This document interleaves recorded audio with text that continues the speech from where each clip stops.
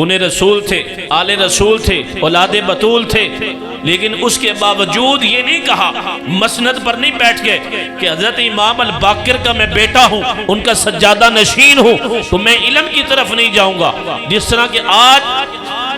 आज के इस वक्त में जिसको गद्दी मिल जाती है, जिसको सीट मिल जाती है, अपने बाप के बाद सज्जादा नशीन बन जाता है, उससे इल्म के करीब जाने की तवक्को ही नहीं होती। वो इल्म के करीब जाकर राजी नहीं रहता कि मेरे तो पास गद्दी आ चुकी है, मैं तो सज्जादा नशीन बन चुका हूँ, बाप और दादा के लाखों मुरीद हाथ चूमने वाले मौजूद हैं, मुझे कुरान पढ़ने की क्या जरूरत है, मुझे हदीस पढ़ने की क्या जरूरत है, मुझे फिका पढ़ने की क्या जरूरत है। हालांकि अल्लाह हजरत फरमाते हैं उतनी देर वो पीर हो ही नहीं सकता, उतनी देर वो बैत कर ही नहीं सकता, कितना भी बड़ी का बेटा क्यों ना हो, कितने ही बड़े गौस का बेटा क्यों ना हो, जितनी देर उसके दिल में अल्लाह का कुरान का इल्म ना आ जाए, रसूलुल्लाह के फरमान का इल्म ना आ जाए और दीन मुस्तफा की फकात उसके दिल में ना आ जाए,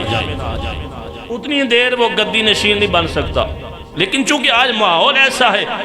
वो वैसे ही मुरीद हैं वैसे ही पीर हैं। ना कभी मुरीद ने पीर से कभी फकात का सवाल किया है, मुरीद भी डरते हैं कहीं पीर उठा ही ना दे बज़म से, और पीर भी कहता है सवाल नहीं करना, बैठो लंगर खाओ नजराना दो बसते चलो।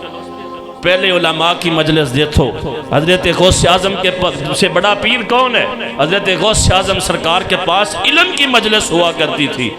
कुरान का इल्म बांटा जाता था, रसूलुल्लाह के दीन की फुकाहत दी जाती थी। हजरत इमाम जाफर सादक की बज़म में बैठने वाला कोई इमाम मालिक बन रहा है, कोई जाबर बिन हयान बन रहा है, कोई इमाम आजम अबू हनीफा बन रहा है।